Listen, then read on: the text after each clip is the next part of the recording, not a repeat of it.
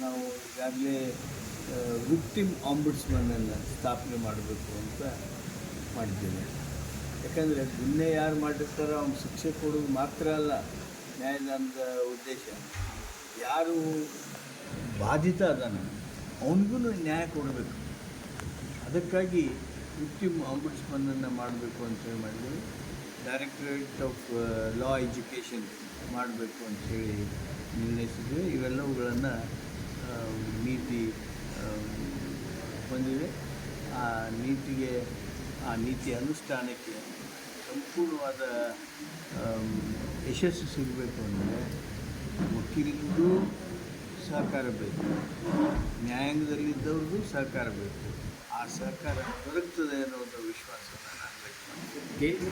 ಏನು ಹೇಳ್ತೀರಾ ಸರ್ ಅದ್ರ ಬಗ್ಗೆ ಹಗರಣ ಆಗಿದೆ. ಅದಕ್ಕೆ SITಯನ್ನು ಸ್ಥಾಪನೆ ಮಾಡಿದ್ದೇವೆ. ಹಲವಾರು ಅಧಿಕಾರಿಗಳನ್ನು ಸನ್ಮಾನ್ಯ ಮುಖ್ಯಮಂತ್ರಿಗಳು ಈಗಾಗಲೇ ಸಸ್ಪೆಂಡ್ ಮಾಡಿದ್ದಾರೆ. ಯಾರ್ಯಾರು ತಪ್ಪು ಮಾಡಿದ್ದಾರೆ ಅವ್ರ ಮೇಲೆ ಕ್ರಮ ತೆಗೆದುಕೊಳ್ತಕ್ಕಂಥದ್ದನ್ನು ಮಾಡ್ತೀವಿ. ಸರ್ CBI ಏನಾದರೂ ವರ್ಗಾವಣೆ ಮಾಡ್ತೀರಂತ ಸಾಧ್ಯ ಸರ್? CBIನವರು ಈಗಾಗಲೇ ಅವರು ಬ್ಯಾಂಕ್ಗಳು ಹಣ ಅದರೊಳಗೆ ಇನ್ವಾಲ್ವ್ ಆಗಿರೋದ್ರಿಂದ ಅವ್ರಿಗೆ ಅದರಲ್ಲಿ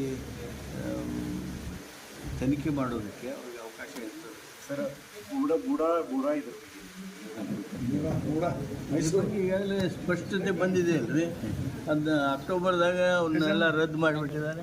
ಸರ್ ಗ್ಯಾರಂಟಿ ಯೋಜನೆಯಿಂದ ಸರ್ ಅಭಿವೃದ್ಧಿ ಆಗ್ತಿಲ್ಲ ಅಂತ ಆರೋಪ ಇದೆ ಸರ್, ಏನು ಹೇಳ್ತೀರಾ? ಗ್ಯಾರಂಟಿ ಯೋಜನೆಯಿಂದ ನಮ್ಮ ರಾಜ್ಯದ 90% ಬಡವರನ್ನು ಬಡತನದಿಂದ ಮೇಲೆತ್ತಿದೆ. ಇದು ಕ್ರಾಂತಿಕಾರಕವಾಗಿರ್ತಕ್ಕಂಥ ದೊಡ್ಡ ಬದಲಾವಣೆ. ಸರ್ ಕಾರ್ಯಕ್ರಮಕ್ಕೆ ಸೌದಿ ಅವರು ಗೈರಾಗಿದ್ದಾರೆ ಸರ್, ಕಾಂಗ್ರೆಸ್ನಿಂದ ಅಂತರ ಕಾಯ್ಕೊಳ್ತಾ ಇದ್ದಾರೆ ಅಂತ ಸರ್. ಅವರು ನಮ್ಮ ಲೆಜಿಸ್ಲೇಚರ್ ಕಮಿಟಿ ಇದಲ್ಲ, ಆ ಕಮಿಟಿ ಟೂರ್ನಲ್ಲಿದ್ದಾರೆ. ನಾನು ಅವರು ಮಾತಾಡಿದ್ವಿ. Okay sir, thank you sir.